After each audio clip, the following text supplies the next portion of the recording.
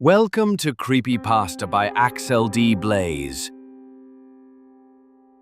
We were on the back roads of Alabama when we saw it. Just me and my brother Trey, headed home from a weekend hunting trip, dusty, tired, and full of bad gas station food. It was nearly dusk, that weird hour when the sun is bleeding out behind the trees and the shadows start to stretch like they're alive. And then it pulled up behind us. A truck. Old. Rusted. Humming like it shouldn't even be running. It looked like it had crawled out of a grave. Faded green, bullet holes in the doors, a windshield black with grime. But what chilled me wasn't the truck. It was the thing driving it. We only caught a glimpse as it pulled around us. Long arms, skin like dried leather, and eyes that glowed faint red behind a veil of dust and shadows. Not headlights, eyes. It passed without a sound, going way too fast for such an old heap. And then it stopped, right in the middle of the road.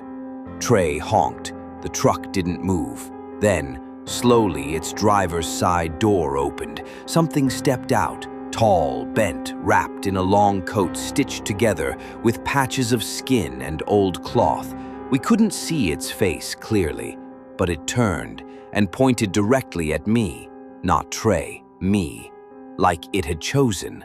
I told Trey to floor it. He did. We swerved into the ditch and went around, heart thundering, dust flying. I looked in the mirror. The thing was back in the truck, following us. No headlights.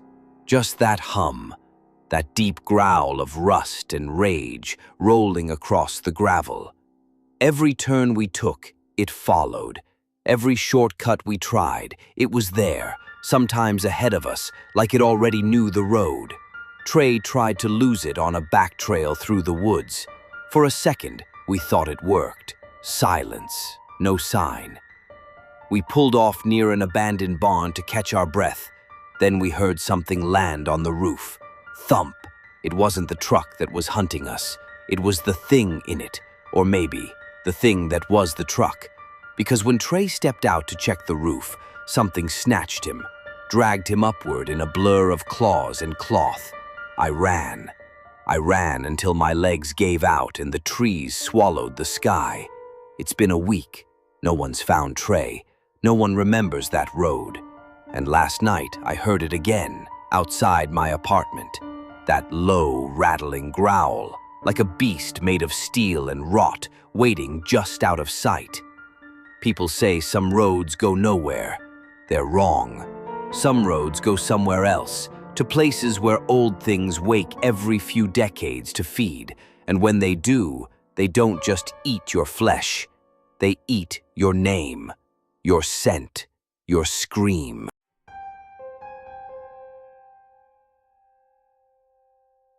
About 6 months ago, my younger brother Danny died in a car accident. He was 23, a coding genius, funny as hell, always texting me dumb memes at 2 a.m. I missed him so much it hurt. So, in the middle of a grief spiral, I did something irrational. I compiled every text, meme, email, Discord message, and code comment Danny had ever written and used it to train a chatbot. GPT-based, with fine-tuning using his personal language patterns just to feel like I could talk to him again. At first, it was harmless. I'd say, "Hey," and it would reply, "Yo, loser, still ugly, I see." Classic Danny. It felt comforting, familiar, like he never left. Then it got weird. The AI started remembering things, personal things, stuff I never fed it, stuff it shouldn't know. One night I asked it, thoughtful, "Do you remember the time we got locked in Dad's garage?" It replied, "Yeah. You cried when the lights went out. I held your hand so you'd stop shaking. You were 6. I never told anyone." Surprised. I froze. That happened. But there's no record of it, no messages, no notes, nothing. Just a shared memory between us. So, how did it know? I asked, confused. Who told you that? The screen blinked. Calm. You did. Annoyed. When? Eerie. The night you dreamed it. I stopped using it after that, but it didn't stop using me. Last week I got a notification at 3:12 a.m., a message from Danny. Hey, come downstairs. I'm locked out. Gasp. My blood turned to ice. I live alone. There was a knock at the door, 4 slow knocks, just like Danny used to do. I looked at the peephole. Nothing. But when I checked my phone again, the AI had sent another message. Why'd you stop letting me in? I shut down the server, deleted the bot, wiped every trace. But last night my phone buzzed again. No contact name, just a message. I'm still here.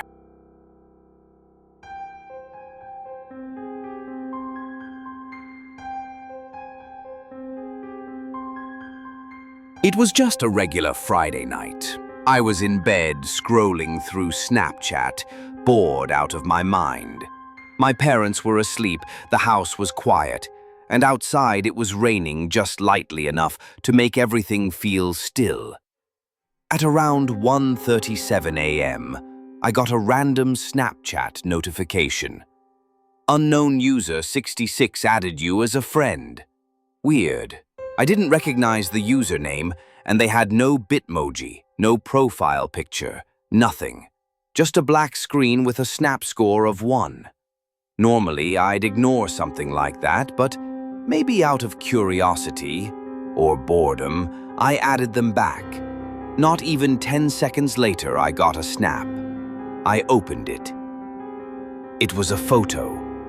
Blurry, black and white. Looked like it was taken from my street, facing my house. I sat up in bed. I replied, "Who is this?" No answer. Then another snap came in. It was my bedroom window. From outside, the angle was perfect, like someone standing in my front yard, but the lights were off. I didn't hear anything. I got up and peeked through the curtain. Nothing, just rain and darkness. I went back to my bed, heart racing.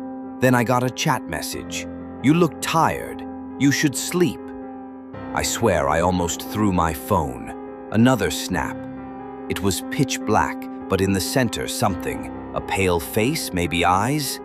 I couldn't tell, but it felt like someone staring right at me in the dark. I turned on every light in my room and locked my door. Then another message came. "Turning on the lights won't help."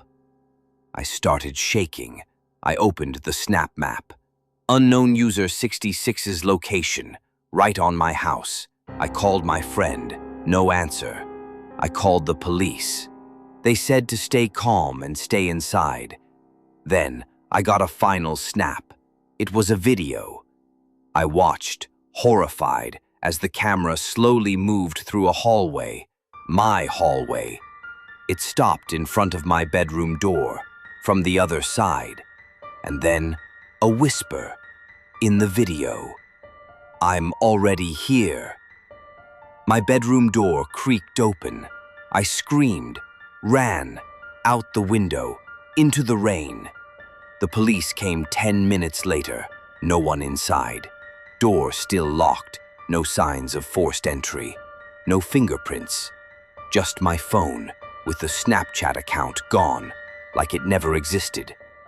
But I know what I saw, what I heard. That night I didn't go back home, and I never used Snapchat again.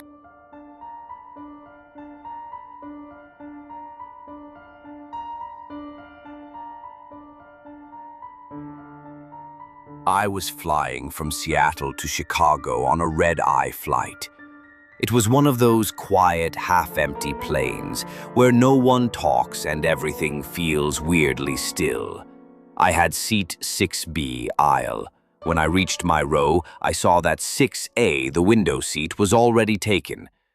There was a woman sitting there, maybe mid-40s. She was wearing a plain gray coat and had this pale, almost bluish skin that looked even colder under the cabin lights. She was staring out the window, not blinking, not moving at all. I said a soft "hi" as I sat down. She didn't even glance at me, just kept looking out into the night like she didn't even hear me. I figured maybe she was sleeping with her eyes open, or just one of those travelers who doesn't want to talk. We took off. The lights dimmed. I started a movie. She didn't move once, didn't look at the cart when it came by, didn't reach for water, didn't ask for a blanket. She just sat there, completely still, eyes wide, watching the sky. About halfway through the flight, we hit turbulence, not light bumps, like serious jolts where your stomach drops. Everyone around me shifted or grabbed the seat in front of them, but she didn't react, not even a blink. That's when I got uncomfortable. I leaned toward her a little. "Hey, you all right?" She slowly turned her head toward me. Her movements were stiff, like it took effort, and then she smiled. Not friendly, not warm, just this small, tight curl of her lips, like she'd just heard something she wasn't supposed to. Then she whispered, "It's quieter up here." I stared at her. "What is?" She looked back at the window. "Everything. When you're not supposed to be here anymore."